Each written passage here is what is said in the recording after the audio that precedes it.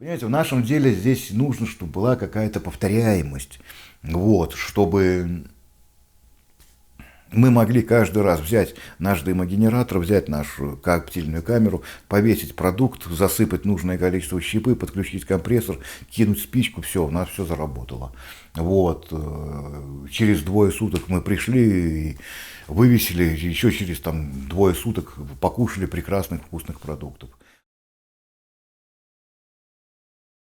Ребят, всем привет! Хочу сегодня сделать как бы ответы на вопросы по поводу дымогенератора. Вот я собрал, много тестировал, как я там говорил вот в этом видео, я собрал, по-моему, оптимальный дымогенератор. Вот. И это видео сейчас уже набрало более 100 тысяч, ну и огромное количество вопросов. Еще, да, ребят, есть такой момент один. Вы мне пишете массу вопросов. Во-первых, смотрите, я поснимал видео про дымогенераторы, про разные типы общения. Я с удовольствием готов отвечать на ваши вопросы. Ну, пожалуйста, если я делаю, скажем, публикацию где-то в YouTube, пишите под этой публикацией. Ничего страшного. Во-первых, ваш вопрос может быть интересен и другим людям. То есть кто-то его почитает и не будет, или же обсудит, или добавит что-то свое. Вот, это может быть интересно, это полезно может быть.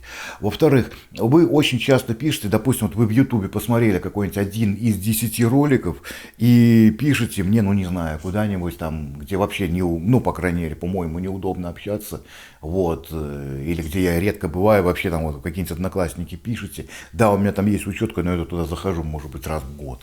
И к тому же пишите: Максим, я смотрел твое видео, вот у меня такой вопрос. Какое видео смотрел из кучи?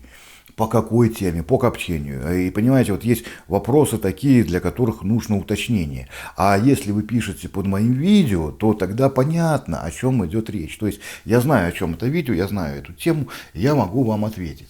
А когда вы пишете куда-то в другую какую-то соцсеть, вот, то начинается: какое ты видео смотрел, о чем речь, и вот идет полчаса уточнений, а потом только начинаем разбираться. Вот, я понимаю, возможно, вам удобней, но если вы уже хотите как-то узнать у меня, то ну, на меня тоже как-то рассчитываете, что мне просто тоже будет как-то удобнее сориентироваться. Вот, если на какие-то вопросы я не отвечаю, то, ребят, смотрите, в Ютубе идет ужасающие какие-то глюки с комментами. Я вижу не все комменты, то есть у меня уже было больше 2000 видео, потом я кильнул 1000, наверное, где-то 1000 с чем-то видео, потом, когда украли канал, еще какие-то там проблемы начались. То есть сегодня уже опять где-то к 1000 видосов близится, ну там штук то, что 800 точно есть уже на сегодняшний день. И я не помню, в каких видео я, ну, о чем, что вы могли видеть в каких видео. Тем более, особенно если речь идет про горячее общение, то когда-то я тоже велся вот на то, что рекомендуют в ютубчике, вот, или в каких-то статьях люди, я тоже допускал ошибки, в итоге, пока я не дошел до какого-то, ну, по-моему, совершенства, вот, в плане того, что я увидел, в чем мои проблемы, я начал их решать, я нашел их решение, вот, а не просто тупо следовал рекомендациям, и если у меня что-то не получается, начинал заматывать в марлю. Чтобы как бы так расставить точки над «и», я продолжаю все равно вот на сегодняшний день, то есть это, понимаете, я показал как бы ту модель, но это трудно назвать моделью, это вот просто как-то я вот до чего-то шел, вот до чего-то дошел, и это получилось то, что, по моему мнению, на сегодняшний день, ну, как бы самое оптимальное, лучше работает, хорошо работает, получается коптить. Вот, не останавливается, я на целую ночь ставлю этот дымогенератор, он не останавливается. То есть есть вопросы, есть проблемы, и, в принципе, никто не сказал, что я через год-два, может быть, вот этим вот сезоном, который будет, сделаю что-то новое, вот, улучшу. Во-первых, даже уже вот этим летом я снимал видео про дымогенератор весной, вот, а летом у меня как раз украли канал, было летом 2020 года. Вот, у меня украли канал, ну и много чем я там занимался, по даче, по там, в гараже занимался, и Значит, я делал дымогенератор, вот человек у меня один заказал, мой подписчик, вот, чем, в принципе, помог, хорошо помог. И время скоротать это, пока канала не было, и финансово помог, огромное спасибо. Дело в том, что я уже в ту модель уже внес некоторые изменения. Во-первых, можно поставить, я в своем дымогенераторе, то, что вы видели на видео, я ставил стальные крестовины.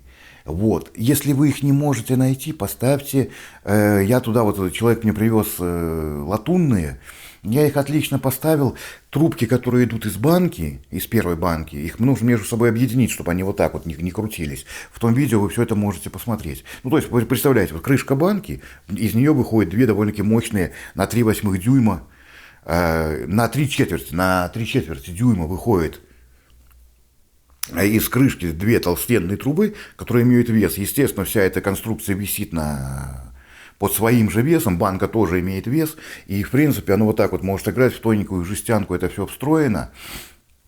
Вот, и, естественно, как-то между собой надо две эти трубы завязать, чтобы более-менее крепко висела банка.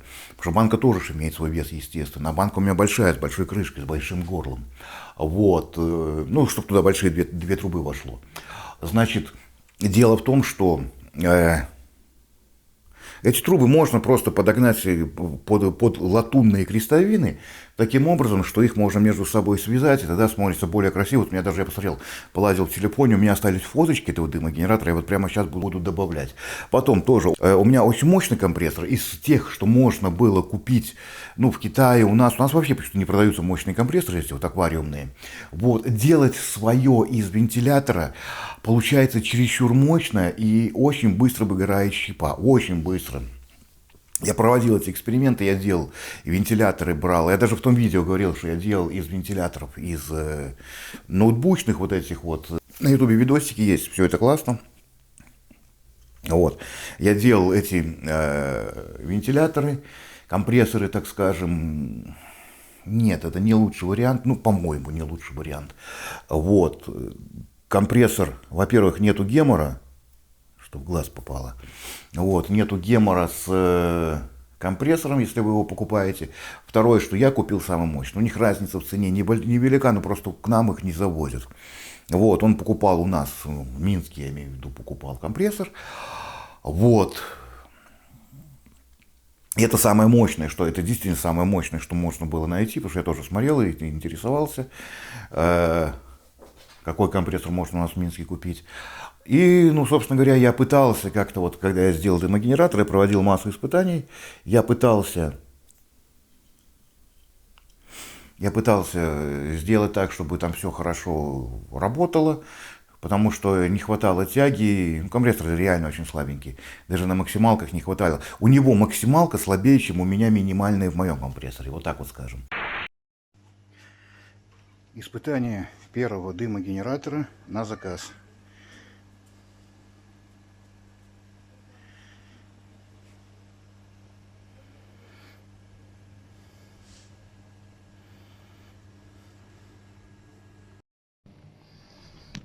Вот это вот достаточное дымление вот на разгоне.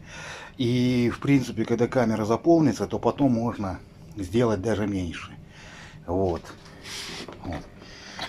В принципе, видно, что стоит мой компрессор. Значит, компрессор, я вот все с ним воевал, сражался, я, наверное, сжег штук, ну, не меньше, наверное, 10 вот этих вот дымогенераторов, ну, сами засыпок полных. Вот, пока я в итоге подогнал в нижнем стакане залосборники. Я сделал отверстие и вкрутил туда шаровый кран на 1/2 вроде бы. Я точно не помню, то есть это не важно. Главное, что мы шаровым краном можем открыть тягу и регулировать. То есть, когда я открывал эту тягу, вот, видите, я повторил ту же модель, но, естественно, не миллиметр в миллиметр вышло. Вот, и, возможно, потом я на своем тоже дымогенераторе это сделал, потому что я еще вот за сезон коптил много раз. Я сделал это вот доработку, это дополнение, добавку эту. То есть, выварил просто... Гайку вварил и вкрутил туда шаровый кран, все. Не так давно я снимал видео про самый оптимальный дымогенератор для холодного копчения. Ну, собственно говоря, вот, я такой сделал человеку на заказ. И люди тоже делали себе дымогенераторы по моему видео. Вот, и у многих возникала проблема, что дымогенератор тухнет. То есть работает минут 5, 10, 15 и тухнет. Вот, этот уже работает, да, наверное, полдня он меня маслает. А дело в чем? Скорее всего, у вас слабый компрессор. То есть мой компрессор, вон тот он беленький, видите, стоит. Это он на 450 литров в час. Вот этот компрессор на 300 литров в час. И этого может не хватать. То есть, что я сделал? Я добавил воздуха. Вот. То есть, просто вкрутил шаровый кран на 1/2 дюйма. Но это шаровый у меня с таким большим дуплом. Вот. Просто есть шаровый с маленьким дуплом, а есть большим. Вроде 13 миллиметров, если не ошибаюсь. Вот. То есть, поджиг отсюда. И можно было просто просверлить отверстие. Но шаровый плюс в том, что его можно регулировать. То есть вот можно прикрыть тягу, можно добавить. Вот. То есть вот такой вот выход из положения, вот такое вот решение вопроса. Вот. Целлофан здесь, ну просто потому что человеку надо дымогенератор отдать, чтобы он не поцарапался. И еще один вопрос есть. Я рекомендовал не затягивать все вот эти вот элементы, потому что они закоксуются и потом, ну, как бы насаживает и все слипнется. Вот, а если надо будет разобрать, то хрен мы разберем когда. Значит, вот здесь вот подтекает, но пережимать нельзя. Паклю никакую тоже использовать нельзя. И тут тоже, видите, подтекает. Вот тут оно течет вниз, а вот тут вот просто берем кусок тряпки, навязываем, и видите, вот сколько накапало, просочилось. Вот. Ну, собственно говоря, вот такой вот дымогенератор и вот такие вот дополнительные моменты. Вот. Просто в зольник можно вставить шаровый кран. Нету шарового, он стоит денег. Ну, просто просверлите отверстие. Начните с 12 миллиметрового. Если вы все делаете по моим размерам, то есть 11-сантовая труба, в диаметре я имею в виду, вот, полметра, примерно такие же длинные у труб. Вот. Если вы все делаете по моим советам и рекомендациям, вот смотрите, вот это вот на самом минимальном сейчас работает компрессор. Вот, то есть этого дымления вполне хватает.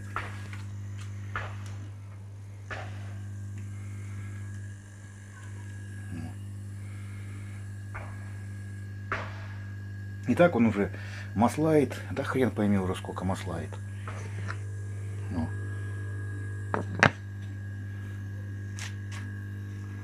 Кстати, я сейчас провожу испытания и жгу просто виноградную лозу сухую. Вот в прошлом году осенью виноград подрезали, или весной, я уже не помню. Ну, то есть она у меня куча целая валялась, я взял ее, порезал. Вот. Ну, собственно говоря, вот такой вот момент. Во-первых, удобно, как ручка работает, это раз. Второе, что если тяги не хватает, мы можем шаровый кран немножко приоткрыть. Вот. Собственно говоря, вот это такое дополнение, такая доработка. Ну и покрасил свой я не красил, потому что я считаю, что это не надо, я его вообще кидаю в костер, обжигаю. Ну и вот человеку я на заказ покрасил термокраской. В принципе, может быть, и свой покрашу. Потом, по внешнему виду, ну, то есть покрашены, и когда стоят не стальные, а нормальные, красивые латунные крестовинки, то и гаечки все смотрятся вообще супер. Реально супер смотрится. Потом что? Значит, некоторые говорят, что не нужен залосборник, и так все хорошо будет.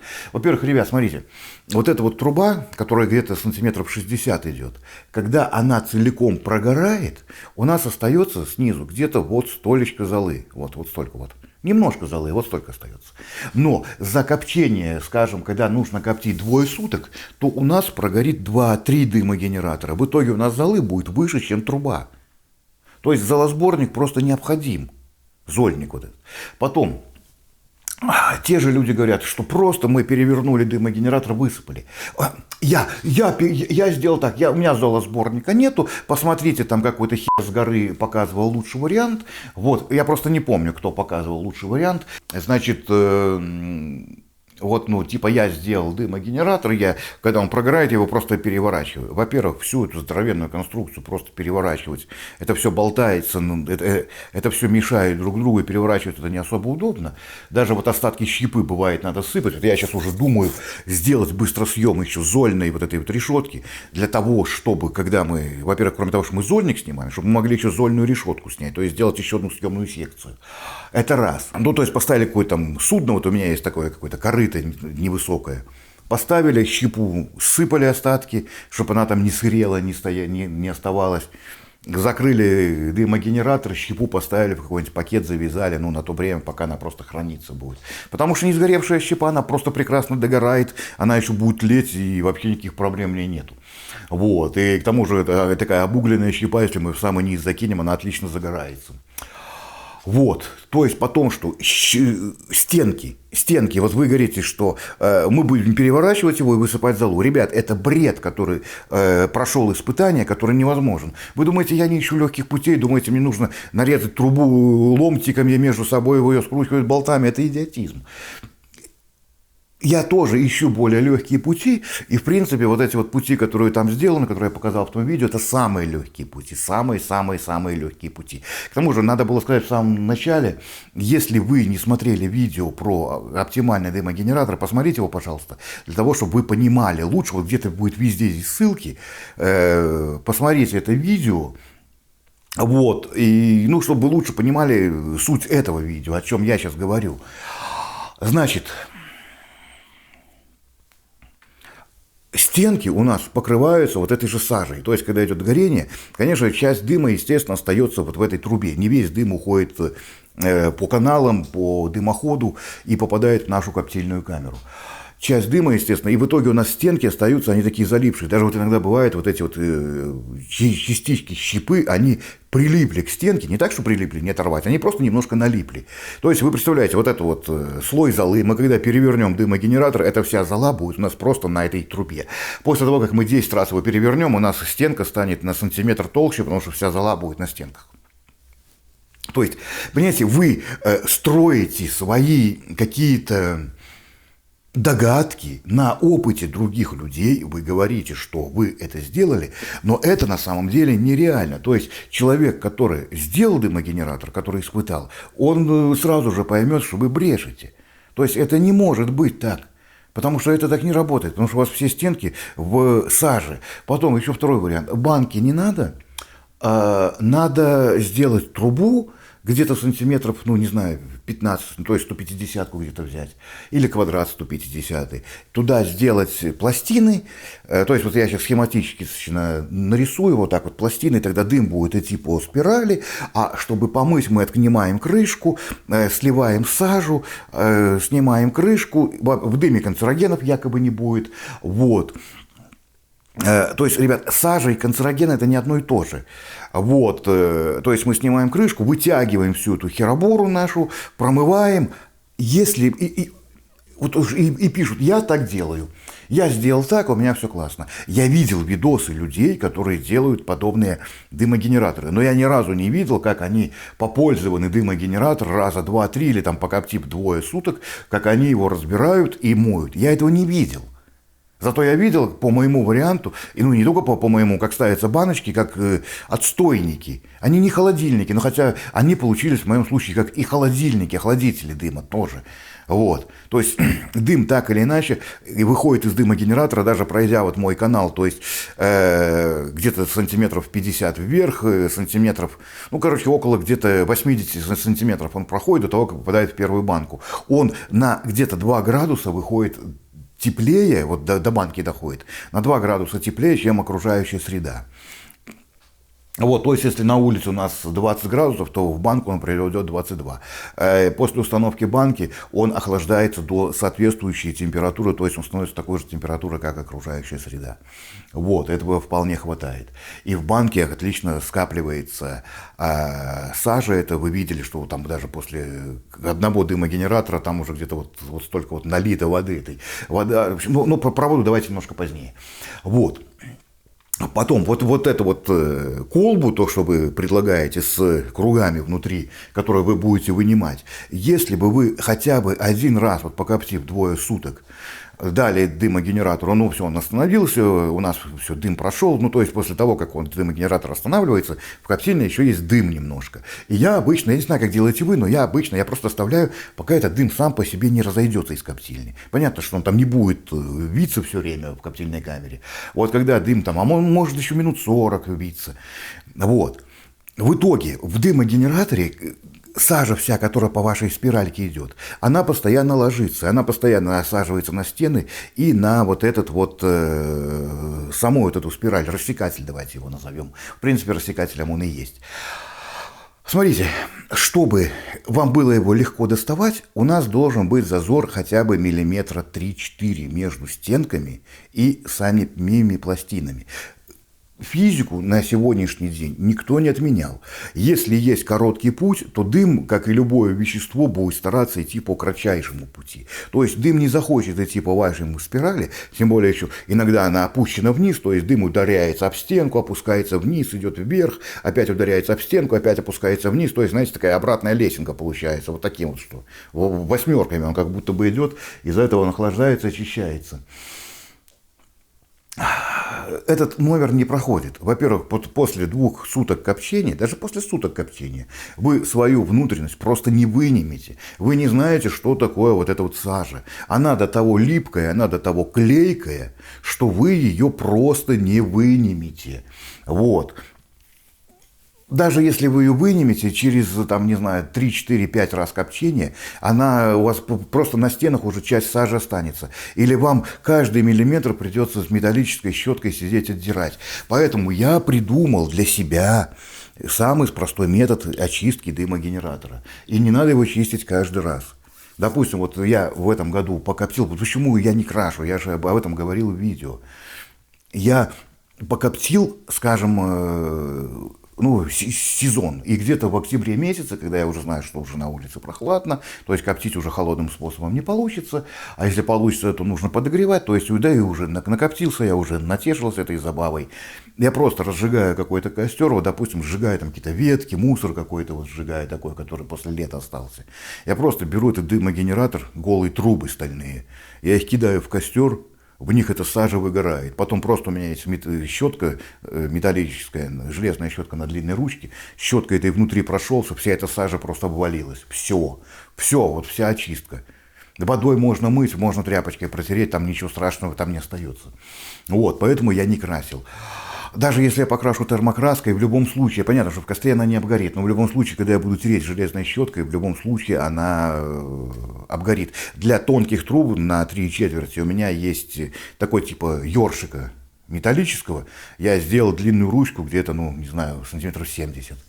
То есть все мои трубки элементарно воткнул, прогнал туда-сюда 2 раза, все, это сажа после костра отваливается, у нас трубка остается чистая. Потому что, вот, честно говоря, даже вот я хотел сфоткать, но ушел, поганая погода была, ветрило, дождище, холодно было.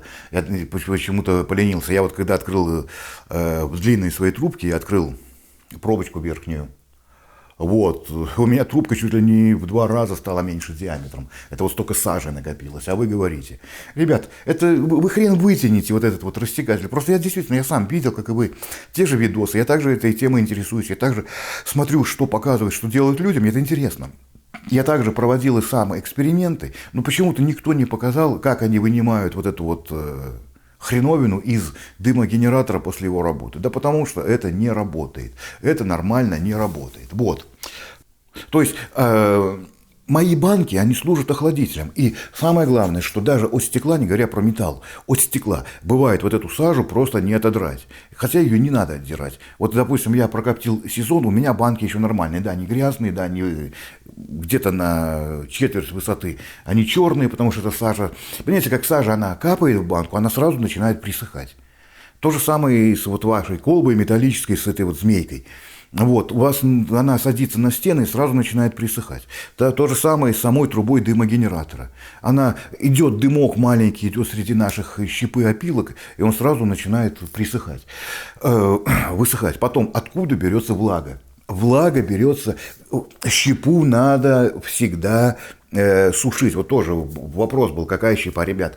Я стараюсь делать щепу где-то сантиметр на сантиметр, ну, может быть, сантиметр на полтора, вот такие вот кубики, она лучше всего работает. Не, ну, если у вас получится там полсантиметра на сантиметр, это ничего страшного. Ну, то есть, ну, ориентируйтесь, что примерно вот такой вот фракции должна быть щепа, то есть в районе сантиметра. Вот.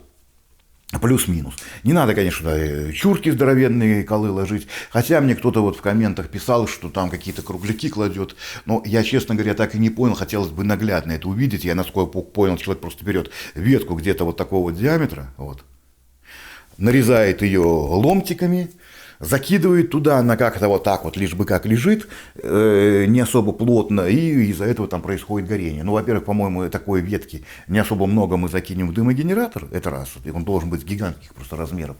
Второе, что огромная вероятность на то, что потухнет. Просто в моем случае, когда сантиметр на сантиметр щепа горит, ну, несколько сразу щепочек горит. И если одна потухнет, то остальные горят, то есть одни горение друг друга компенсируют, вот эти вот щепки. Вот. Значит, дальше про щепу рассказал, про влажность. Откуда вот столько воды в банках моих, в отстойниках? Потому что многие тоже трындят, что банка не надо. Ребята, за сутки копчения, вот в этой здоровенной моей банке, вот сейчас вот фотку добавлю, здоровая там банка, не знаю, литров 5. Вот столько воды. У меня стоит в системе 3 или 4 банки я могу ставить. Первая банка – это отстойник в первой трубке. Я за сутки ее 2 или 3 раза сливаю. У меня там полулитровая баночка. Надо ставить больше, но, видите, я не подсчитал конструкцию, и выходит так, что литровую уже не поставишь, то есть она упирается снизу. Если даже на максималке поднять дымогенератор, он же у меня поднимается выше-ниже. Вот, то есть, ну, уже совсем неудобно становится. Ну, надо немножко переделать, но это все переделывается. Просто немножко длиннее возьму сгон, отнесу в сторону от дымогенератора, и поэтому получится более большую банку поставить. То есть полулитровую банку я где-то 3 раза за сутки копчения сливаю, потому что она не полная, но она уже где-то на 3/4, и все равно уже влага начинает тянуть в систему. Потом, что вторая банка за сутки копчения, даже, ну, она здоровая, ее можно не сливать, но где-то, вот я тоже стараюсь сливать, не держать влагу больше суток, потому что все равно эта влага потихоньку испаряется, идет дальше по системе. Где-то, ну, вот столько в 5-литровой банке набирается влаги у нас. В третьей банке, ну, она как бы такой просто отстойник перед камерой, где-то вот столько остается влаги. И в четвертой, это, который уже в камере стоит, я там делал такую вот раскорячую, тоже в конце видео того это есть, вот, как дополнение. В принципе, можно без нее, она особо ничего не дает, там какие-то капли собираются, и все равно в коптильне есть немножко влаги. Смотрите, вот в принципе за 2 часа работы дымогенератора, вот сколько у нас накопилось вот этой вот сажи. Вот, смотрите.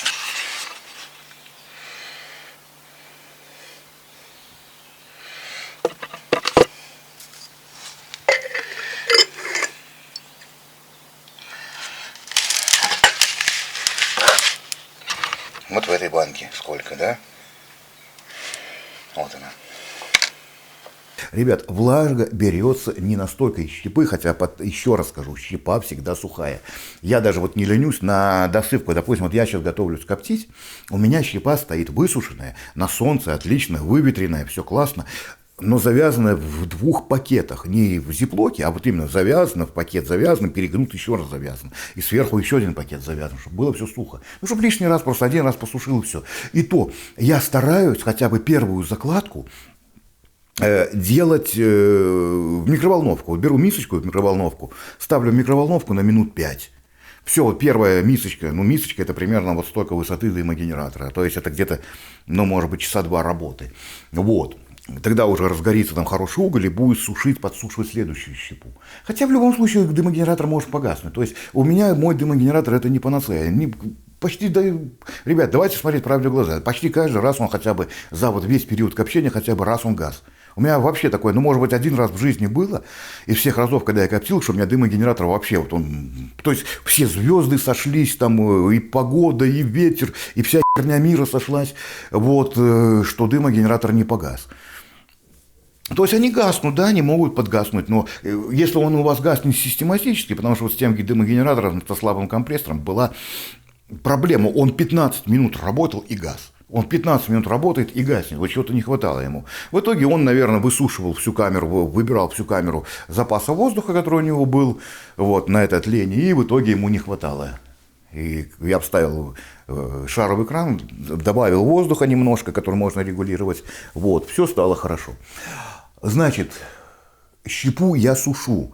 И то идет влага. Влага берется в основном, так как мы компрессором дуем насквозь, вот, компрессор берет воздух, естественно, из атмосферы, он его продувает, и вот оттуда и берется эта сажа с водой. Сажа из дыма и немножко влаги из дыма, а отстой влаги идет из воздуха. То есть понятно, что при сгорании еще больше получается, но основная масса, ребят, основная масса и плюс компрессор, он же добавляет тягу, так как он подсасывает дым, идет подсос дыма, добавляется еще воздух через саму щепу. Вот. Потом многие придумали какую-то безумно фантастическую идею, что вообще не нужно выводить дым снизу, надо выводить, чтобы он проходил сквозь всю щепу. Ребят, у вас сквозь всю щепу вот эта вода, она будет намачивать вашу щепу. Ну не работают дымогенераторы с верхним забором нормально. Ну мое такое мнение, они не работают. То есть вот вся эта сажа, все канцерогены, которые при сгорании снизу, они будут проходить сквозь вашу щепу, там будет влага фильтроваться. Ну, слушай, ты можешь вот включить свои мозги. Вот этот вот 2 литра воды за сутки вы льнете туда внутрь, в свой дымогенератор, вы хотите, чтобы это все работало и горело. Нет, так не будет. Такого не будет, не получится. Вот. Потом люди спрашивают по времени коптения. Ребят, ну есть какие-то нормативы. То есть дымогенератор может работать. Здесь в моем случае зависит только от закладки. Моя вот эта вот труба горит в среднем сутки. Вот, с подачей может гореть медленнее, может гореть дольше. То есть это также зависит от влажности, это также зависит от потока, это также зависит от густоты дыма, ну, естественно, от потока, насколько мне густой нужно дым давать. Вот. Ну, в среднем сутки он работает. Сколько надо коптить? Да по-разному надо коптить. Смотря какие вы продукты коптите. Курицу я вообще не рекомендую коптить. Свинину я вообще не рекомендую холодным способом, я имею в виду, коптить. Ни курицу, ни свинину. Потому что чревато заболеваниями. Вот. Рыбы разного размера есть. Там мясо разного размера есть. Говядина разного размера есть. Вот. То есть, ну, ребят, разного размера есть продукты. Вот. Потом, чего мы еще не коснулись. Смотрите, я вот этот строил, забирал дымогенератор, который показал, что это оптимальный. Это просто, по-моему, оптимальный вариант для... Во-первых, что преследовалось, какая цель преследовалась, когда я делал дымогенератор. Чтобы работал на одной закладке как можно дольше. Тем самым мы увеличиваем камеру. Чтобы щепа не зависала. Тем самым мы расширяем диаметр. То есть минимум где-то 10-11 сантиметров. Вот. Да и больше не надо. Если мы делаем больше, то ухудшается тяга, увеличивается вес и очень сильно начинает давить на нижний. У нас, в принципе, снизу не такой большой уголек. Вот, но если большой вес давит, то, во-первых, быстрее будет прогорать. Обратите на это тоже внимание. Вот, чтобы не очень была длинная магистраль, она где-то в районе метр 20, вот так получается. Да, кстати, вот про магистраль вспомнилось, вы еще писали в комментариях мне, что очень длинная магистраль из-за этого тухнет. Ребят, тухнет не из-за магистрали. Потому что есть варианты копчения. Вообще первый раз в жизни, когда я увидел холодное копчение, это вот, допустим, вот здесь вот у человека стоял какой-то резервуар, под которым было что-то вроде кастрюли, такой чугунная какой-то толстенная стенка. В ней была дырка, снизу горела буржуйка, тихонько. То есть, смотрите, вот буржуйка без верха, без крышки. Сверху стоит какая-то чугунная кастрюля с крышкой, как от кастрюли. Вот, в боковину врезана труба диаметром где-то, ну не знаю, может быть, 75 миллиметров, вот так вот, то есть 3-дюймовая, такая толстенная, хорошая труба. Вот, может, 50-ка, скорее всего. И она идет на метров 5. То есть это было в деревне, это было через весь участок. Она вот так вот идет, в конце стоит бочка, и она идет вот так вот от верха к низу, то есть вся смола, вся сажа стекает прямо в бочку. Нигде никаких отводов не было, но вот эти вот 5 метров труба идет, к тому же она еще в одном месте прикопана к землей, так было, ну как, присыпана немножко, типа в канавке такой лежала. Вот, идет в бочку, и в бочке она где-то вот на такое расстояние заходит. Бочка тоже прикопана где-то вот настолько. Вот.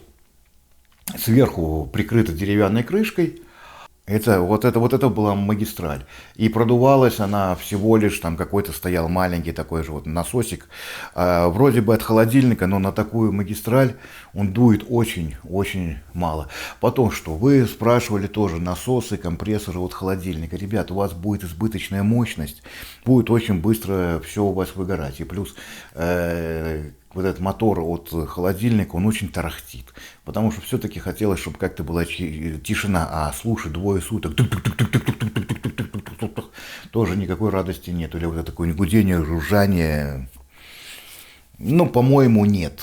По-моему, нет. И, да, ребят, не настолько дорого стоят эти компрессоры. Ну, в крайнем случае, ну, хотите, ну, сделайте вы себе из вентилятора от этого самого, от компьютера, вот, от ноутбука. Сделайте себе из вентилятора, поставьте туда регулятор оборотов, ну и как-то уже играетесь. Просто понимаете, как вот в чем проблема, по крайней мере, у меня вышла. Может быть, я не дошел до какого-то идеала. Я же не говорю, что я вот на все руки мастер. Может быть, я попробовал, у меня не получилось. Ну как, оно получилось, но не получилось того результата, что и хотелось.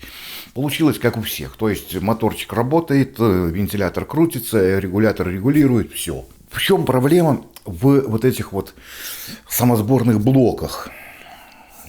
Вентиляторах.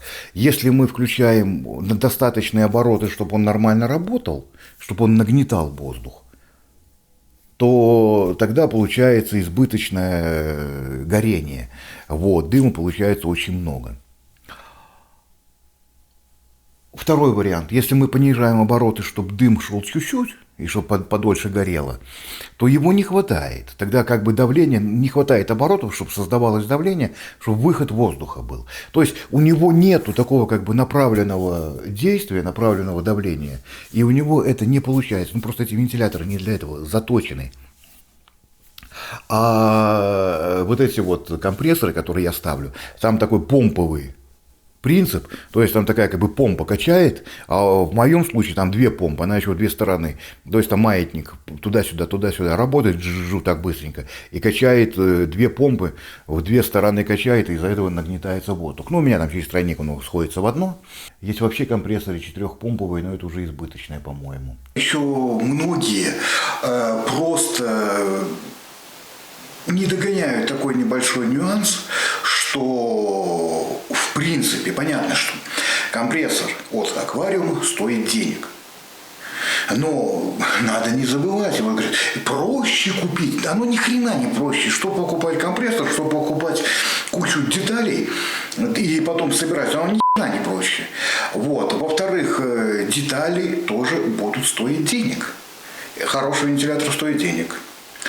Плата регулировки оборотов, понижающий блок питания или трансформатор, или там блок питания от аккумулятора, как есть еще варианты. Какая-то коробочка, какие-нибудь штуцеры, скорее всего, быстросъемы, вот, провода, выключатели.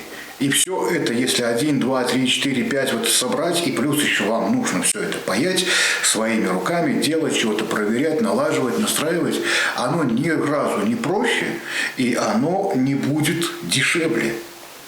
И тем более, надо не забывать, что компрессор вот этот вот аквариумный, он рассчитан на то, что он работает постоянно, без остановки.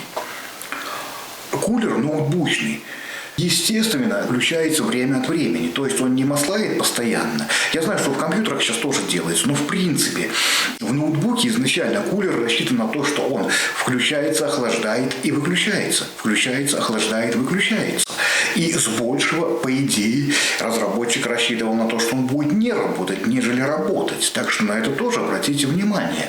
Вот, я не утверждаю, что вы спаяете хуже, вы сделаете, что компрессор лучше, а вот вы сделаете хуже. Ни в коем случае.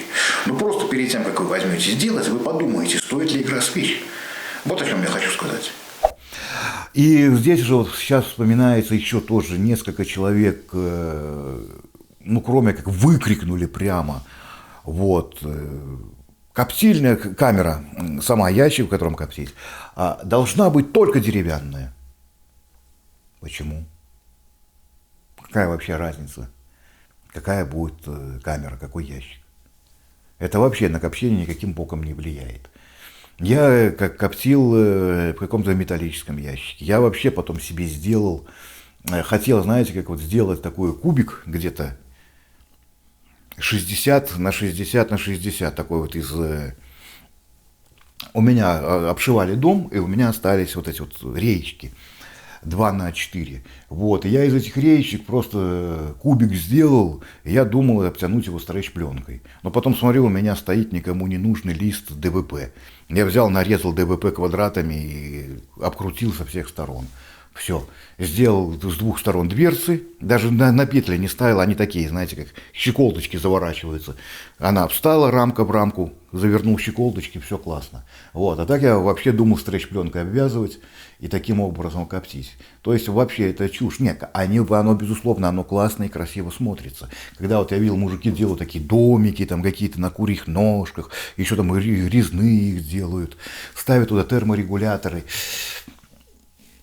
Я увлекаюсь этим делом, но, по-моему, с терморегуляторами, возможно, я до этого не дошел, возможно, но, по-моему, игра не стоит свеч, это раз. Во-вторых, у меня, наверное, просто есть хорошее место за кухней на даче, за сараем, там вечная тень, и то есть даже на летней жаре там где-то градусов, ну, не больше 20-23, не поднимается просто температура.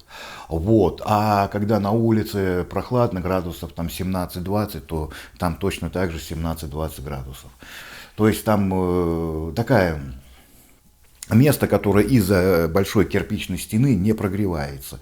Я просто там ставлю коптильню. Ну, конечно, когда я снимаю видосы и вам показываю, я ставлю коптильню на то место, где удобно показывать и снимать. А вообще для себя я копчу холодным способом вот за этой кухней, за этой стеной, вот, возле этой стены. Ну, то есть мне там удобно, и поэтому, наверное, мне не надо как-то делать ящики с толстенными стенками, с удержанием температуры, чтобы они там было прохладно и хорошо. Вот. По поводу подъема температуры в холодное время.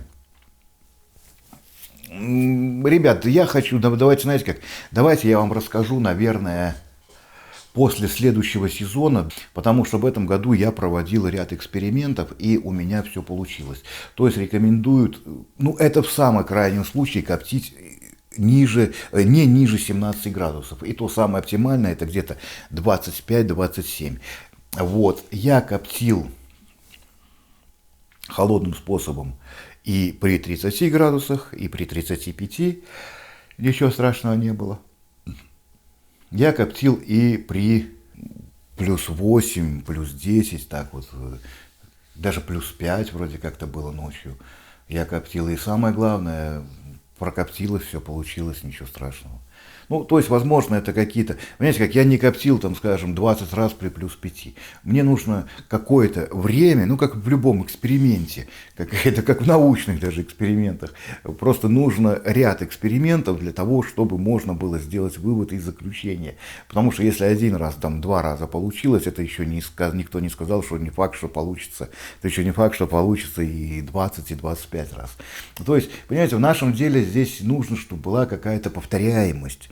Вот, чтобы мы могли каждый раз взять наш дымогенератор, взять нашу коптильную камеру, повесить продукт, засыпать нужное количество щепы, подключить компрессор, кинуть спичку, все, у нас все заработало. Вот, через 2 суток мы пришли и вывесили, еще через там 2 суток покушали прекрасных вкусных продуктов копченых. Вот, а если делать так от раза к разу, то и каждый раз проводить эксперименты, это мне интересно, вам это может быть неинтересно. Поэтому я вот сейчас пока что про отходы от стандартных температур говорить не буду. Хотя бы только по той простой причине, что эксперименты до конца не проведены. Но в принципе, вот сегодня могу сказать, если очень приспичило, то можно. Ничего страшного не случится. Вот. Из большего...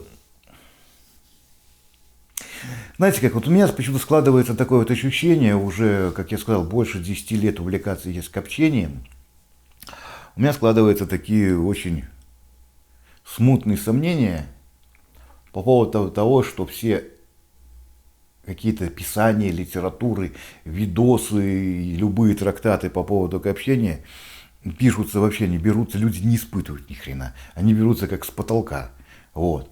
Особенно, знаете, как любят сказать, у меня дед коптил в бочке без термометра. Ну и кто сказал, что это было лучше? Кто сказал, что у твоего деда получалось вкуснее, чем у меня? Вот. Кто сказал, что у твоего деда там потом проблема и диарея была не из-за его копчения? По-разному же бывает. Кто-то коптил, у кого-то получилось, а кто-то коптил, у него не получилось. И хорошо, что если с диареей только отделался. Вот. Чуть не сказал, обделался. Ну что, ребят, вот сейчас вот сижу, так вот думаю, вроде бы, как я все вспомнил, все ваши вопросы. Ну вот. Ну да.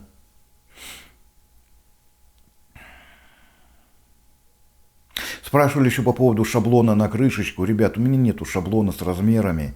У меня есть, значит, что у меня есть? У меня было несколько вот этих крышек больших, я купил. И в маленькую не входит 2 трубы, только одна. Поэтому маленькая только как отстойник. В большую крышку я купил несколько крышек. И как-то я делал, когда вот проводил испытания, я делал дымогенератор. Я вот что-то подгонял. Понимаете, как нужно 2 трубы не просто туда воткнуть, а нужно, чтобы еще гайки накрутились. А гайка, она, соответственно, шире, чем сама трубка, и гайки нужно, чтобы она проворачивалась. И гайкой шестигранники, да, вот я картинку здесь нарисую, нужно, чтобы они проворачивались. Вот у одной есть плоскость, а у другой есть зуб. И надо, чтобы вот этот зуб над плоскостью проходил. Вот, то есть вот настолько максимально близко вы можете их придвинуть друг к другу. Практически все гайки одного размера. Ну, то есть можете просто что сделать? Можете купить 2 гайки. Что я делал? Смотрите, я брал крышку, да, я купил 2 гайки, я положил на крышку 2 гайки в нужном расположении, как вот сейчас на картинке. Вот. Я просто их взял маркером, обвел, я у них вычислил центра, я просверлил ступенчатым сверлом. Ну да, я между гаек я дал еще запас где-то, я помню, я вроде туда ножовочное, от ножовки по металлу лезвие ложил, там сколько оно, 1,5 миллиметра или миллиметр в толщину. Вот, ну, чтобы немножко их разнести, чтобы они крутились и не цепляли. А вот еще люди мне писали по поводу, что никогда в жизни не закоксуется. Вот, все соединения надо поставить на фумленту. Но, ребят, раз вы уже решили чем-то уплотнять соединение, если у вас не закоксуется, у меня коксуется, у многих людей, кто пошел по моим рекомендациям, коксуется, если у вас не закоксуется, то, ну, поставьте тогда лучше уже, наверное, паклю, чем, ну, лен, я имею в виду, этот вот пакля, чем фумленту. Вот, потому что, ну, все-таки пакля, это лен, это натуральное что-то. Вот. Вот сейчас уже точно вроде бы все. Вот. Ну и да, очень сильно прослеживается, то, что люди комментят, то, что люди высказывают свое фи без какого-то конкретного мнения, а просто базируя свои познания на чьем-то другом мнении, на каких-то обзорчиках. Вот, ребят, это очень чувствуется, и особенно, когда ты занимаешься общением, когда ты, всем этим, можно сказать, живешь, интересуешься, это твое хобби, одно из любимейших хобби на данный момент, вот, то оно очень чувствуется, когда люди просто вот так вот, знаете, берут информацию с потолка и берут информацию вообще, как я вам говорю, вот про этот вот рассекатель. То, что все говорят, что вот так классно, я такое сделал себе и пользуюсь много лет. Покоптил, я достаю, сливаю жижу и мою его. Но если бы ты хоть раз это сделал, ты бы понял, во-первых, каково мыть эту сажу, это практически нереально, особенно с металла ее смыть, это очень трудно, ее прямо рвать надо оттуда. Второе, что если бы ты 2 раза закоптил, ты бы понял, что или у твой рассекатель он не работает, потому что с боков щели, а там нужно как минимум, говорю, по 5 миллиметров сделать щели, чтобы оно легко доставалось, оно будет как погремушка там болтаться. То есть понятно, что там все будет заполнено дымом, но все равно дым будет стараться идти по кратчайшему пути. Вот. Это физика, ее пока что на этой планете никто не отменял. Вот, и на стенках, на самом вот этом рассекателе будет столько накоплено сажи, что она за время копчения, то есть мы где-то берем 2 суток, двое суток, она начнет присыхать, она по-любому будет присыхать. Первые капли сажи, они уже начинают сохнуть сразу, то есть из них начинает испаряться влага. И все это очень и очень сильно начинает коксоваться, и это очень сильно начинает слипаться. В итоге это оканчивается тем, что вы практически не сможете оторвать свою эту вот вставку. Вот. Потому что сколько раз было, что даже вот у меня вот этот вот нижний стакан, залосборник, вот, что даже туда попадают из-за того, что сгорает уголь, там тоже остается вот эта сажа немножко, что даже на стенках у меня плотно притерто все. Я когда сделал очень плотно, что оно просто вот идеально было, так, знаете, садилось, и прямо как поршень в цилиндр, когда без колец вставляешь, так он плавно туда плывет, если, все притерто хорошо. Если, я имею в виду, ремонтный размер соответствует, а не болтается, как прибор в ведре. Вот. То у меня так же, и в итоге при копчении, даже я думал, что из-за нагревания, нет, оно там вот не попало вот эта сажа, и я просто молотком сбивал нижний стакан. У меня еще квадратный был дымогенератор. Ребят, вот прямо сейчас монтирую видео, которое вы смотрите, да, про дымогенератор холодного копчения, дополнение. Вот, и мне приходит комментарий. У меня, значит, уже люди спрашивают по поводу заказа дымогенератора. В принципе, получается довольно-таки дорогая вещь. Довольно-таки дорогая, во-первых, все эти крестовины, гаечки, шайбочки очень дохрена стоят. Значит, естественно, получается дороже. Плюс, если мы используем крестовины, то или тройники, то, естественно, людям нам придется использовать сгоны. Во-первых, потому что резьбу может на трубе нарезать не каждый, не у каждого есть плашки или метчики, точнее сказать, под большой диаметр, то есть под трубу. Вот. У меня есть, я могу. У многих нету, но это реально проблематично для многих, реально, даже сварка не настолько для многих проблематичная, как показывает практика. И он, собственно говоря, предлагает, что все проварить, все сделать из цельной трубы, безусловно, это дешевле. Но также мы продолжили разговор, я сказал, что все это чушь, глупости и так далее.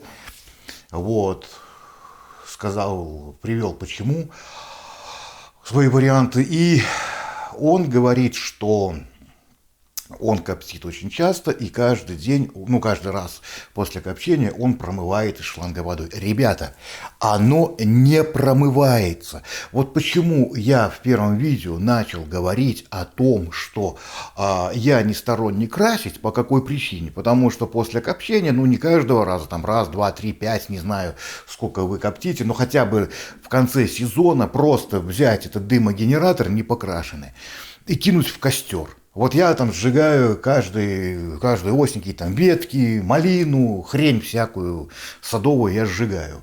Когда оно горит большим пламенем, просто кидаем туда дымогенератор, он разогревается. Мы тогда в крестовинах откручиваем пробки, то есть у нас получается везде проходы. Вот по всей магистрали дымогенератора, ну, естественно, снимаем банки, естественно, откручиваем крышки, чтобы они не поплавились. Все остальные отверстия мы просто открываем и берем ёршик, такой, знаете, вот круглый есть ёршик, я сделал ему длинную ручку, с трубки просто расплюснул. Но я думаю, если вы будете делать дымогенератор, то как купить обыкновенный ёршик и приделать к нему длинную ручку сантиметров там 30-40, вот, из трубочки, я думаю, вы уже без меня это догадаетесь, да и знаете так просто. Вот, да и так знаете. То есть мы открываем все пробки, которые у меня в системе есть, кидаем в костер. Вся сажа, которая в трубах, она обгорает, и мы просто вот этот вот нагар ершом этим стираем, высыпаем на улицу и все. Вот. Потому что идея про промывку, она не срабатывает. Во-первых, у нас идет влага. Влага у нас высыхает на нашей магистрали, и остается такая липкая сажа, такая вот, липкий такой покров, как клей такой, как деготь. Вот. И при копчении мы ж не можем, в принципе, чтобы мыть, у нас нужно каждый где-то час останавливать, разбирать, промывать, высушивать, закладывать, значит, продолжать коптить. Иначе это промываться не будет. Я не то, что хочу сказать, что кто-то не прав, возможно, я чего-то не понимаю, скорее всего, так и есть. Но у меня, я же вам рассказываю про свой способ и про свой вариант дымогенератора, и у меня это не работает. То есть у меня даже после одного дня копчения, не суток, дня, то есть давайте возьмем день, это 8 часов копчения, ну как рабочий день. Вот, у меня, если мы останавливаем, да какое, вот я человеку, я говорил, что я делаю человеку на заказ дымогенератор, я его испытывал. Я просто, скажем, 2 жмени туда щипы кинул, и мне нужно было посмотреть, как насос работает, то-то, то-то, то-то, то-то. Вот, в итоге он уже был с сажей, уже в банках была влага. Потом, что, допустим, вот смотрите, он мне пишет, что поставить одну банку. Я ему отвечаю, что одну банку, значит, будет много влаги. Он мне пишет, что у него все работает. Ребят, ну как оно работает? Смотрите, я живу в средней полосе. Нет, может быть, он живет где-то в Африке, в пустыне, где жарко, где минимальная влажность, тогда, конечно, все.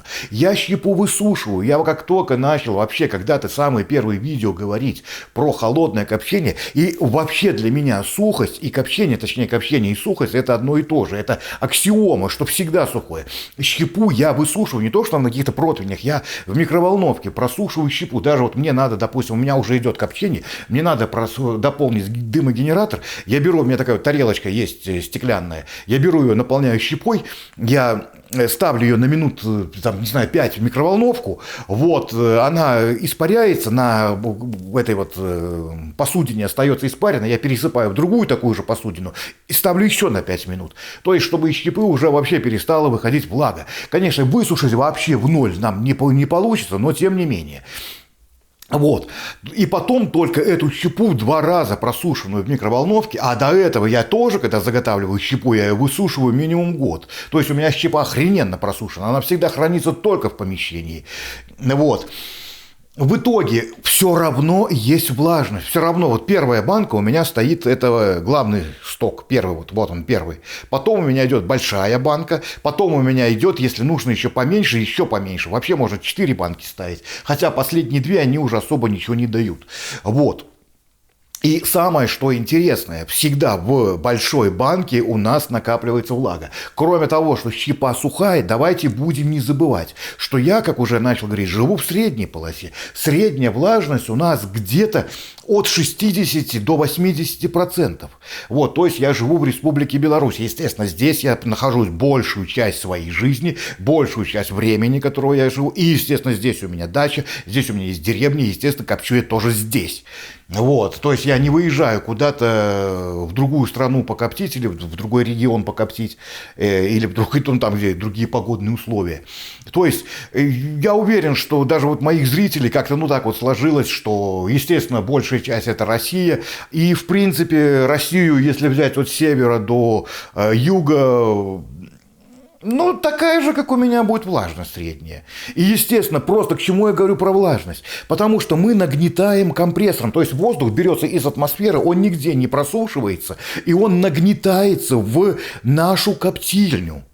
То есть это вот тот влажный воздух, который идет, благодаря которому идет нагнетание дыма, который участвует в сгорании и который также откладывается на нашей банке. Вот, так что здесь, понимаете, как я не знаю, все то, что вот этот вот человек сказал, это все просто противоречит действительности. Это просто противоречит тому, что есть в реальной жизни, противоречит тому, что я видел. И кроме того, что я это видел, когда я сделал видео про дымогенератор, когда я еще другие видео про холодное копчение, да и про горячее делал, люди мне, которые пробуют, они говорят, что да, действительно так оно и есть, ребят.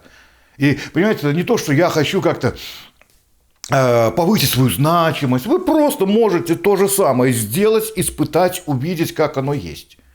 Понимаете, я даже вот снимал видосик про говенный дымогенератор, этот производственный, вот. И там также мы можем посмотреть, там колба такая, баночка стоит, там буквально за какое-то утро копчения я проснулся в 6 утра, вот, проверить дымогенератор, проверил, посмотрел там с баночки этой, слил жижу, вот, вроде даже в том это видео есть, если нет, то вот я сейчас вам рассказываю. Я слил эту жижу, и я пошел спать, я в 9 утра встал, пока там чайку попил, туда-сюда подхожу, хорошо, давайте будет 9:30. За 3,5 часа баночка была почти полная, И при том, что там было высушено в микроволновке 3 прохода там было, щипы, не 3 прохода, там проходов вообще, может быть, штуки 4-5 было. Потому что первая просушка, пока она полностью сухая не стала, потом она ночь полежала, потом я опять просушил, опять досыпал ее. То есть в итоге до хрена раз просушки. Она идеально сухая, но я, ребят, не знаю. Я, ребят, не знаю, и вот эти вот все предложки такие, что, да, конечно, дымогенератор можно, я вот тоже думаю, как сделать вот для вас версию более дешевую, потому что вы мне действительно пишете, что, Максим, если я пойду сейчас буду всю эту хрень покупать, то я вот думаю, мне машину купить или дымогенератор. Что если я сделаю дымогенератор, я буду копченые там колбасы, рыбы покупать, есть 3 года. Он столько стоит, он реально до хрена выходит. Конечно, я уже утрирую такие цены, но он реально вот если... Просто я живу в Беларуси, да, а большинство смотрит в России. Давайте я назову в долларах, что примерно человек, вот если хочет его из России заказать у меня с пересылкой, эта радость выйдет где-то минимум долларов 250. Вот, потому что стоит металл, стоит пересылка. Одна пересылка только будет $50 стоить. Вот, а плюс все вот эти вот трубы, крестовинки, все это набегает. Я вот тоже сам для себя хотел сделать какой-то список, но цены разнятся, цены играют, цены прыгают, цены в одном магазине можно купить, на рынке можно купить, можно что-то у себя в сарае найти. То есть все это по-разному и очень трудно как-то цены эти подогнать.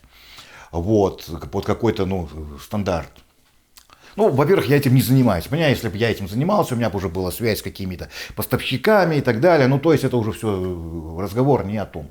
Просто речь о том, что эта вещь получается дорогая. Я сам думаю, как ее удешевить. Действительно, если мы уберем крестовины, то мы ее можем удешевить. Но в любом случае придется ставить какие-то пробки. И пробки нам надо покупать. Или нам покупать, я не знаю, что-то более дешевое, какие-то С другой стороны, не знаю, пробки можно даже какую-то деревяшку забить туда, а когда мы будем, вот прямо сейчас, вот только что, вот в эту секунду пришла идея, просто трубу можно оставить как крестовину пустую, забивается деревяшка, но сварочная работа на участок, сварить крестом 4 трубы, 4 отрезка, их аккуратно обрезать, сварить, и притом, когда идет сварочный шов, это нужно быть, понимаете, до того идеально нужно подогнать, чтобы трубы в крест были идеально подогнаны, чтобы шов у нас не поплыл внутри. А если у нас будет какая-то щель, то, естественно, при заварке этого шва у нас внутри появится наплыв. А все наплывы, они провоцирует завихрение дыма. И я тоже вот смотрел многих людей, которые действительно проводили эксперименты. Я сам не проводил, но люди проводили эксперименты. Вот если я вспомню, я дам вам ссылку, или же хотя бы дам имя. Есть человек, который делает тоже там и дымогенератор, но у него идет холодное общение с электростатикой. Вот. Электростатикой высокочастотной.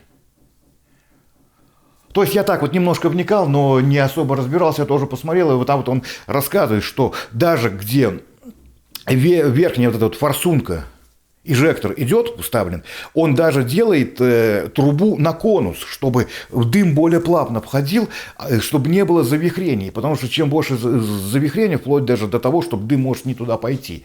Вот, ну, пойти, скажем, обратка получиться.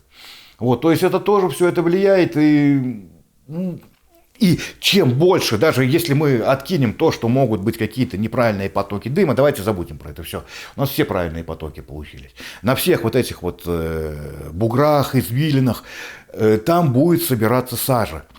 И там ее будет собираться больше и больше и больше и больше. А с учетом моего опыта, то, что дымогенератор нереально промыть просто водой из шланга полив, я даже замачивал, я клал такое вот корыто, есть большое пластиковое, я клал когда-то дымогенератор в это корыто на какие-то там сутки, двое-трое, чтобы он отмок. Оно не отмокает, он как жир вот прилипает, и это не отмыть. То же самое, ну, возьмите вот, не знаю, что-то, какой-нибудь прибор там в масле полностью там, детали, задний мост от мотоцикла возьмите, вот как-то у меня был, положите его в воду, вынимите, через год с ним ничего не будет. Металл покрыт тонкой пленкой масла, вода его не растворяет, масло это, вот, не расщепляет, и поэтому ничего не будет. А смывать из шланга, ну да, мы смоем, но все равно жировой покров останется. То же самое и здесь. Все равно это сажа. И самое главное, это сажа, вот я начал говорить, вот все, отхожу в сторону. Когда эта сажа у нас высыхает, а высыхает из-за протоков, из-за продувки дымогенератора постоянно, она высыхает очень быстро, за какие-то часы. Вот, и влага у нас в банках скапливается, то эту сажу потом не выдрать, она на стенках прямо прикоревшая лежит. Понимаете, в чем дело? Липкое, прикоревшее, грязище, и просто промыть шлангом, ну, у меня такое не работает. Даже с учетом, что я вот только что остановил свой дымогенератор, я пошел, высыпал щепу, пошел на шланг, давай промывать его. Ни хрена не работает. Ну вот у меня не получается. Поэтому были применены способы с крестовинами и с прочисткой. Иначе все это можно было бы сделать легко и просто. Ну вот, то есть я вам сейчас рассказал свои нюансы и мнения. Возможно, я что-то не понимаю, и, скорее всего, вы сделаете лучше. Как я уже говорил неоднократно. А если вы сделаете лучше, то мне бы очень хотелось на это посмотреть.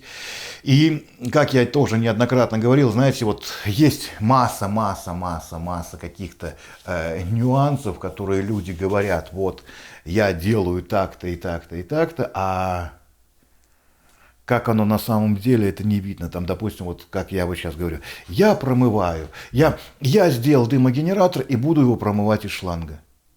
И все, и на этом вот. Я тоже смотрел многие видео, смотрю, и на этом история заканчивается. Все, больше ничего нету. То есть не показывается, как человек сделал дымогенератор и как он его в итоге промывает. Этого нету.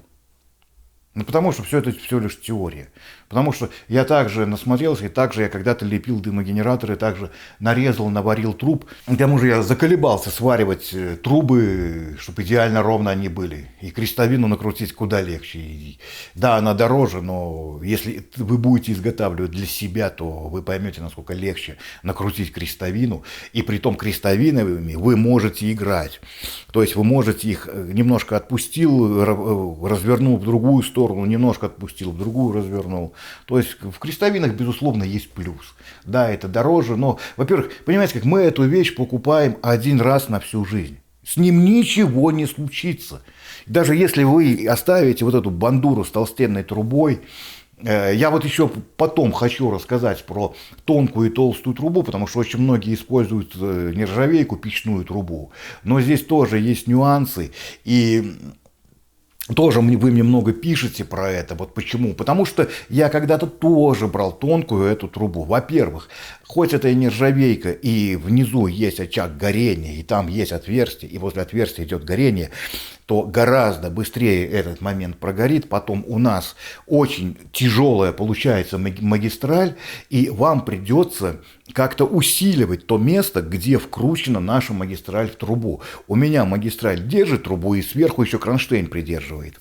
Вот, вам же придется с этой вашей тоненькой трубой, к тому же большинство нержавейку варить не могут. Я показывал тот вариант, чтобы вы пришли в гараж, да, я варил полуавтоматом, но я показывал тот вариант, где вы возьмете свой сварочник с обыкновенным электродом, скорее всего, троечкой, и все это проварите. Вот в чем была суть разговора. Вот. И понимаете, какие-то мудрить. То есть, смотрите, вот если вы возьмете тонкую жестянку, да, вам придется придумывать какое-то крепление. И я в свою толстенную, там у меня сколько, миллиметра 4 стенка или 5, я туда вкручиваю. Во-первых, она никогда не прогорит. Я ее могу кидать в костер, я не боюсь, что ее поведет, перегнет, перекосит. То, что ее внешний вид будет там ржавый или я покрашу в черную краску, да плевать мне на это. Он все равно за сараем стационарно стоит, и раз в год я его снимаю, чтобы кинуть в костер. Ну ладно, давайте 2 или 3 раза в год. И то, что значит снять? Я его откручиваю от коптильного резервуара, я откручиваю банки, крышки, по 2 гайки открутил, крышки снял. Все, там больше никаких резиновых прокладок нету. Кинул его в костер, когда там сгорает какой-то мусор. Вот. Потом взял, прошуровал и эту золу, которая, потому что там действительно в золу превращается это все. Вот. Тонкая же труба чревата чем? То, что у нас, во-первых, из тонкой стенки, там стенка 0,5 миллиметра, что-то типа того, будет выламывать нашу эту массивную систему. То есть надо что-то придумать, чтобы ее удержать. То есть к раме делать какие-то подставки, что-то доваривать, додумывать. То есть универсальность теряется. Потом, что надо как-то верхний кронштейн крепить. Крепить какие-то болты, искать, которые ржавеющие или из нержавейки. Потому что оцинковка, как мы знаем, не подходит, потому что при нагревании оцинковка очень вредна. Вот. Потом очень часто вот то, что люди используют и вот эти вот на трубу вставки, заглушки, вот. Они при нагревании перестают одеваться, сниматься, такое тоже бывает. Но и в итоге мы эту легкую систему, мой генератор весит как чугунный мост. Этот же легенький, мы на ходу, вот бывает, что золы уже столько набралось, уже коптить иногда приходится очень долго, там сутки, бывает 2 суток, бывает 3 люди коптят, а бывает не переставая, неделями, то есть прокоптил, засыпал щепы, коптишь дальше. И нужно вот эту хреновину снять, а она от нагревания, потому что внизу камера нагрелась, из-за разности температур, она просто перестала сниматься. Когда он был холодный, она легко снималась, а тут она не снимается. Ну, то есть тоже есть ряд геморроя с этой системой, вот. Вы, в принципе, можете сделать, но я не думаю, что эта труба будет дешевле. И весь вид классной нержавейки, она, да, нержавейка классная. Но когда вы ее начнете нагревать, у вас от низа пойдут эти побежалости. Вот. Когда вы начнете ее шкрябать, вы не захотите ее кидать в костер, обжигать, потому что она вся будет в побежалостях. Она, знаете, станет такая вот желтая, как у мотоцикла глушитель, хромированный глушитель. Покупая мотоцикл с классненьким хромированным глушителем, мы доехали домой, он уже желтый стал. Вот, то есть с нержавейкой такое же происходит. То есть в нержавейке очень до хрена хрома, и он же при нагревании начинает желтеть. Это можно полировать, но вы этого не будете делать. Я вот вас уверяю, что вы полировать этого не будете.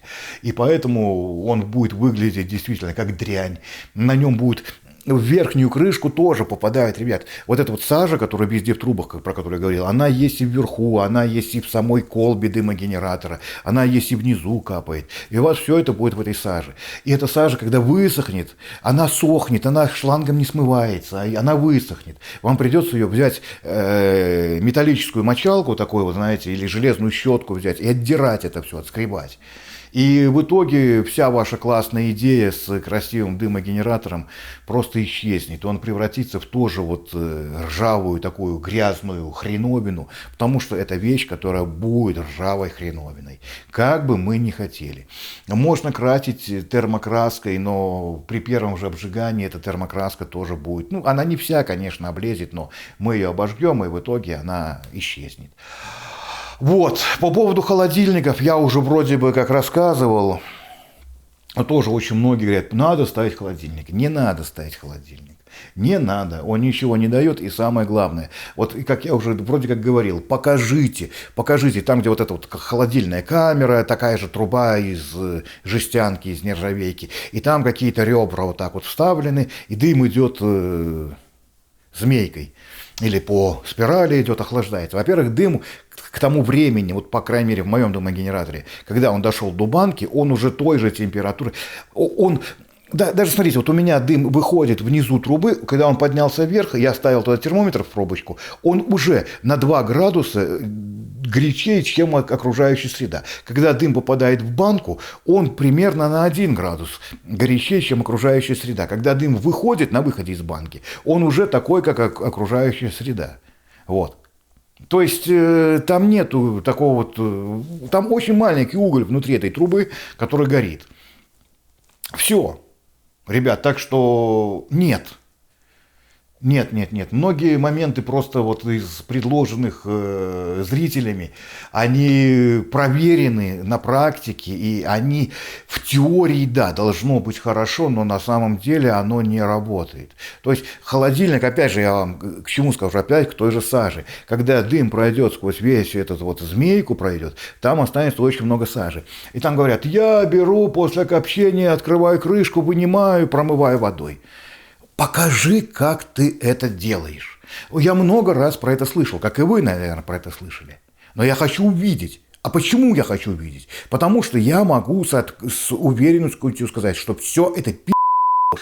А почему я могу так сказать? Потому что я это испытывал. И я когда-то брал свои деньги, покупал металл, я брал свое время, тратил на разрезание всех этих квадратиков, хератиков, всей этой херни.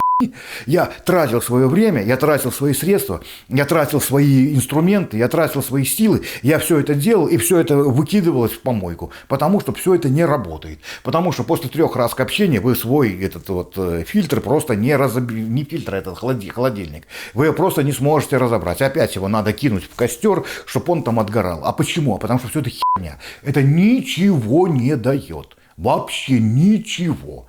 Так же, как вот есть какая-то новое веяние. Я смотрел одного американца, ну, много делают такого, но я смотрел одного. Он коптит полугорячим таким способом. То есть он жгет дрова, идет длинная труба, метра где-то 2-2,5, а может и все 3, и у него коптильный ящик. Коптильный ящик у него деревянный, но в коптильном ящике нету дна. То есть дрова горят в печке, горячий дым идет в коптильню.